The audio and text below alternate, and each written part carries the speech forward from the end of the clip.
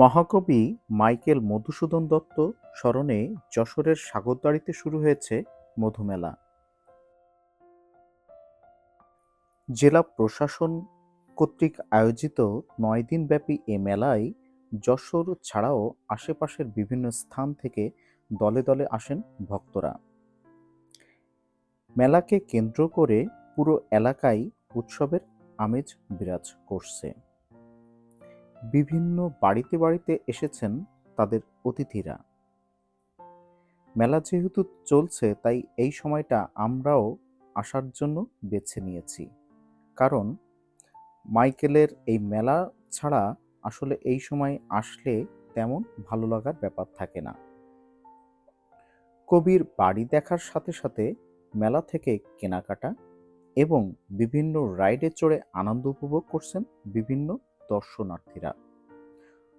Circus, নাগরদোলা সহ বিভিন্ন উপভোগ্য জিনিস এখানে রয়েছে।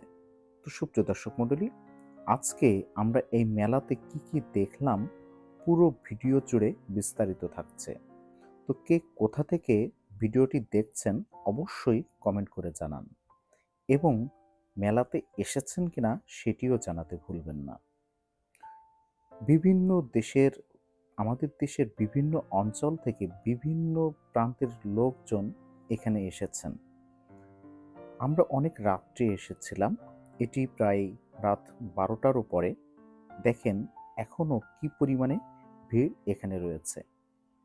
এখানে যারা বিক্রেতা আছেন তারা বিভিন্ন স্টল দিয়েছেন এবং ওনারা কিন্তু ম্যাক্সিমামই এলাকার নন, ওনারা অনেক দূর থেকে এসেছেন। বাচ্চাদের খেলনা বিক্রি করছেন, কাস্টমারদের অনেক ভিড়। বিভিন্ন কসমেটিক্স, চুড়ি বেচা কেনা হচ্ছে প্রচুর পরিমাণে। যতটুকু দেখে বুঝলাম এখানে অন্তত 4 থেকে 5 শতাধিক স্টল রয়েছে। কয়েক কোটি টাকার বাণিজ্য হওয়ার আশাবাদ করছেন মনে হয় ব্যবসায়ীরা। অস্থায়ী যারা কর্মী রয়েছে তাদেরও কিন্তু অনেক আয়ের সুযোগ হচ্ছে।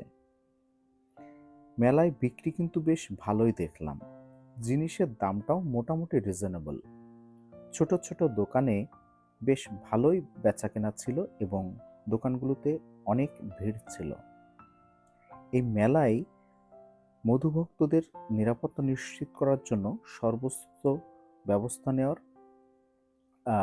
বিষয়গুলো আমরা চোখে দেখলাম। এখানকার প্রশাসন মোটামুটি কড়া বলা যায়। পুলিশ, র্যাব, গোয়েন্দা সংস্থার বিভিন্ন দায়িত্ব পালনে পাশাপাশি বসানো হয়েছে দেখলাম বিভিন্ন জায়গায় বিভিন্ন সিসি ক্যামেরা। কেশবপুর থেকে মোটামুটি 12 থেকে 15 কিলোমিটার অতিক্রম করে মহাকবি মাইকেল মধুসূদন দত্তের পৈতৃক জন্মভূমি। অনুভূতি এবং চিন্তার অপূর্ব বাস্তবায়নে নবরূপকার মাইকেল মধুসূদন দত্ত এবং বাংলা সাহিত্য যেন একই বৃন্তে ফুটে থাকা দুটি ফুল। সাহিত্যের গতানুগতিক আদর্শ উৎখাত করে নতুন আদর্শ প্রতিষ্ঠার মাধ্যমে বাংলা সাহিত্যকে বিশ্বের দরবারে মর্যাদার আসনে অধিষ্ঠিত করেছেন মাইকেল মধুসূদন দত্ত। জীবনের ভেতর মাইকেল যে আত্মপ্রত্যয় এবং আত্মদ্রোহের ছাপ বাংলা সাহিত্যে রেখে গেছেন তার একটি অসাধারণ এবং অবিস্মরণীয় এই জায়গাটি। বাংলা সাহিত্যের আধুনিকতার আলোকবর্তিকায় মাইকেল মধুসূদন দত্ত 1828 খ্রিস্টাব্দের 24শে জানুয়ারি যশোর জেলার কেশবপুর উপজেলার সাগরদাড়ি গ্রামে একটি ধনাঢ্য পরিবারে জন্মগ্রহণ করেন। বারটি ছিল শনিবার। ছন্দের নানা মাত্রিক, পরীক্ষার মিল, বিন্যাস, অমিলতা এবং জ্যোতিস্বাধীনতা দিয়ে মাইকেল মধুসূদন দত্ত বাংলা কবিতার সীমানাকে বহু দূরে প্রসারিত করে গেছেন। বাংলার সাহিত্যকে এতদিন যে লোহার বেড়ির মতো পায়ের শিকল পরিয়ে রাখা হয়েছিল, সোনার কঠিন স্পর্শে মাইকেল মধুসূদন দত্ত নিদ্রিত রাজকন্যার ঘুম ভাঙালেন। সাহিত্যে শর্মিষ্ঠা, পদ্মাবতী, বুড়ো শালিকের ঘাড়ে, রো, কৃষ্ণকুমারী, একেই কি বলে সভ্যতা, তিলোত্তমা সম্ভব, মেঘনাদবধ কাব্যগ্রন্থ, ভুজঙ্গনা কাব্য, বীরঙ্গনা কাব্য তার অনবদ্য সৃষ্টি। তার লেখা বাংলা সাহিত্যকে দিয়েছে আলাদা একটি রূপ মাধুর্য, যেটি বাঙালিকে নতুন করে ভাবতে শিখিয়েছে। সেটির কিছুটা নমুনা যেন আমরা এখানে এসে পেলাম। বাংলা সাহিত্যের এই ক্ষণজন্ম পুরুষ মৃত্যুবরণ করেন 1873 সালের 29শে জুন। বারটি ছিল রবিবার। তো সুপ্রিয় দর্শক মণ্ডলী, আমরা আগেও বলেছি আমরা বেশ অনেক রাত্রে বেশ কিছু ব্যক্তি মিলে এই মেলাতে বেড়াতে আসি। যদিও শীতকাল, তবুও অন্যান্য দিনের তুলনায় আজকের শীতের পরিবেশটা অনেকটাই কম ছিল এবং মেলার ভিতরে প্রচুর ভিড় ছিল। দেখেন, এই যে সময়টি আপনাদেরকে ভিডিও করে দেখাচ্ছি, এটি মোটামুটি রাত 1টা-2টার সময়ের ভিড় হতে পারে। তাহলে আপনি চিন্তা করেন সন্ধ্যার সময় বা বিকালে বা সন্ধ্যার একটু পরে এখানকার পরিস্থিতি কেমন থাকতে পারে। এবং যে স্টলগুলো দেখছেন আপনারা, এই যেগুলো দেখাচ্ছি, সেগুলো কিন্তু বেশ মোটা অঙ্কের টাকা দিয়ে ওনারা এখানে বসেছেন এবং এই জায়গাটি বেশ ভালো একটি এই সময়ের জন্য বাণিজ্যিক এলাকা হয়ে গড়ে উঠেছে। এখানকার কিছু আনকমন জিনিস যেগুলো যে কোনো দর্শনার্থীকেই মুগ্ধ করবে, যেটি সচরাচর যে কোনো মেলাতে পাওয়া যায় না। এখানকার খাবার দাবার, বিভিন্ন কেনাকাটার তৈজসপত্র, এগুলো সম্পূর্ণ একটু ভিন্ন ভাইব দিচ্ছিল। দেখুন, এই নাগরদোলায় অনেকে চড়ে এর মজা নিচ্ছেন। এখানকার পরিবেশটি সত্যিই অনেক মনোমুগ্ধকর ছিল এবং জায়গাটি আসলে আপনার আসলে এতটাই ভালো লাগবে যে 7 দিনের যদি মেলা হয়, আপনার মনে হবে যে 7 দিনের জন্য এখানে আসি। সুপ্রিয় দর্শক মণ্ডলী, মাইকেল মধুসূদন দত্তের 201তম জন্মদিনে কিন্তু এই মেলাটি অনুষ্ঠিত হচ্ছে। এটি 24শে জানুয়ারি 2025 সালে শুরু হয়েছে এবং এখনও চলমান রয়েছে। আমরা গিয়েছিলাম 29 জানুয়ারি 2025। এখনও সম্ভবত মেলা 2 দিন থাকবে। আপনারা কারা কারা এই মেলাতে ঘুরে এসেছেন অবশ্যই আমাদেরকে কমেন্ট করে জানান এবং আপনারা যারা এখনও যাননি তারা এখানে যেতে পারেন। এখনও 2 দিন মেবি হাতে সময় আছে। তো সুপ্রিয় দর্শক মণ্ডলী, মেলায় এত রাতে দেখুন কত মানুষ, একটি নাগরদোলা এবং বিভিন্ন ধরনের জিনিস। আমরা কিছু কেনাকাটা করেছিলাম এখানে। মানে আসলে আপনার খাবার জিনিসের কোনো অভাব নেই। মোটামুটি আপনি যে কোনো কিছুই এখানে খেতে পারবেন। যদিও মেলার খাবার খুব বেশি স্বাস্থ্যসম্মত হয় না, তারপরেও আমরা এখান থেকে খাওয়া দাওয়া করেছিলাম। তো সুপ্রিয় দর্শক মণ্ডলী, কে কোন জেলা থেকে ভিডিওটি দেখছেন অবশ্যই আমাকে কমেন্ট করে জানাতে ভুলবেন না। তো এখানে এসে আমার বেশ কিছু নতুন নতুন জিনিস দেখার সৌভাগ্য হয়েছে, যেটা হয়তোবা আপনাদেরও দেখার অভিজ্ঞতা হয়নি। বেশিরভাগ মানুষ বা সচরাচর সেসব জিনিসগুলো দেখা যায় না, তো সেগুলো আমরা এখানে এসে দেখতে পেয়েছি। আর মেলাতে আসলে হারিয়ে যাওয়াটা খুব সহজ, এখানে খুঁজে পাওয়াটা কঠিন। মেলাতে আমরা এসেছিলাম মোট 6 জন।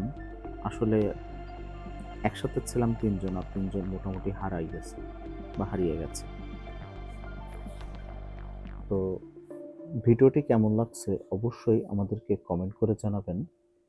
নাগরদোলা চলতেছে এবং এখানে এসে আমরা এই দেখুন একটা নতুন জিনিস দেখলাম, সেটা হচ্ছে স্মোকি বিস্কুট। এই বিস্কুট খেলে গাল দিয়ে ধোঁয়া ওড়ে। ওই যে দোকানটা দেখা যাচ্ছে, একটু দেখুন দোকানটা, আমি আরো ডিটেইলস একটু দেখানোর চেষ্টা করতেছি। এই যে দোকানটি, এই বিস্কুটগুলো এই কাপে দেওয়া হয় এবং একটি খেলে আপনার ধোঁয়া ওড়ে। যেটি আমি এবার প্রথম দেখলাম। এর আগে কখনো এই জিনিসটি আমার দেখার সৌভাগ্য হয়নি এবং হরেক রকমের পান, মানে যদিও আমি পান খেতে অভ্যস্ত না, তবুও এই পানের প্রেজেন্টেশন বা উপস্থিতিগুলো দেখলে আসলে খেতে মন চায়। আর দেখুন, আচার যদিও অস্বাস্থ্যকর, তবুও এত লোভনীয়ভাবে এরা সাজিয়ে রেখেছে, আমরা অল্প একটু হলেও খেতে বাধ্য হয়েছিলাম বলা যায়। যদিও এগুলো কখনোই স্বাস্থ্যসম্মত আমার মনে হয় না। তো খুবই টেস্টফুল ছিল, খুবই টেস্টফুল ছিল আচারগুলি, এবং অনেক মানে ভ্যারাইটি ছিল আর কি।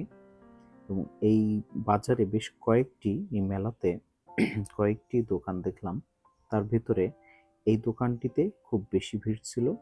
মেবি এখানকার মানটা আরও বেশি ভালো হতে পারে। এবং বিভিন্ন ধরনের টয়েসের দোকান ছিল, বিভিন্ন ধরনের, মানে আপনি কি চান এক কথায়, এখানে সব কিছুই পাওয়া যাবে।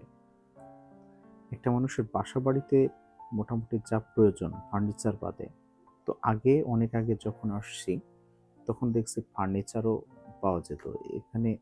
এবার এসে আমি মিস করে গেছি কিনা জানি না, আমার চোখে পড়লো না সে জায়গাগুলো। আপনারা কেউ দেখে থাকলে কমেন্ট করবেন। দেখুন, এখানে একটি দোকান, ৯৯ টাকায় আপনি যা কিছু নেবেন, মাইকিং করতেছিল। তো এখান থেকে আমরা কিছু খেলনাও কিনেছি। হিউজ পরিমাণ কালেকশন, এবং একই দোকান দেখতে আসলে কয়েকটি দোকান একই রকম লাগে। আসলে একটি দোকান দেখে সেই দোকানটি আবার পরে খুঁজতে গেলে সেটি আর খুঁজে পাওয়া যায় না। এবং মেলাতে এক ধরনের মিষ্টি দেখলাম যেটি আমাকে খুব অভিভূত করলো, সেটি হচ্ছে কোলবালিশ মিষ্টি। এক একটার ওজন মানে কতটুকু আমি বলতে পারবো না, তবে এক পিস মিষ্টির দাম ১,০০০ টাকা। এবং তারা নাকি আমাকে বলল যে মেলার প্রথম দিনে তারা নাকি ৮,০০০ টাকার মিষ্টিও বিক্রি করেছে। এক পিস মিষ্টির দাম ৮,০০০ টাকা। তো সেটি ভিডিওর ভিতরে কোনো একটি জায়গায় ফুটেজে আছে। আপনারা সম্পূর্ণ ভিডিও দেখলে সেটি আপনাদের সামনে আসবে। তো দেখুন, এখানে বিভিন্ন সারি সারি দোকান আছে। এখানে কম্বলের দোকান, প্রচুর পরিমাণে কম্বলের কালেকশন আছে। তো মানুষ কিনছেও। মোটামুটি প্রাইসটা আমার কাছে এখানে মনে হয়েছে রিজনেবল, অনেক কম দাম। একটু বার্গেনিং করে কিনতে পারলে আরও কম দামে পাওয়া যায়। এবং ভালো ভালো জিনিস, আপনার অপছন্দ হওয়ার কিছু নেই। এবং এখানে বেশ কনসার্ট চলতেছিল, পুরা সময় জুড়েই এখানে কিছু না কিছু অ্যাক্টিভিটিস এখানে চলছিল। বিভিন্ন শিল্পীরা আসছিলেন দূর থেকে, এসে এখানে অনুষ্ঠান করার চেষ্টা করেছেন। যদিও আমি এগুলো বেশি একটা দেখি নাই, ছোট একটি ফুটেজ আপনাদের সাথে শেয়ার করলাম। এটা উন্মুক্ত ছিল, মানে এটি দেখার জন্য আপনাকে কোনো টিকিটের টাকা পে করতে হবে না। প্রচুর ভিড় ছিল এখানে, প্রচুর ভিড়, এবং ভ্যারাইটিস ধরনের খাবার ছিল। এই খাবারগুলোর ভিতরে অনেক কিছুই আসলে অপরিচিত খাবার ছিল।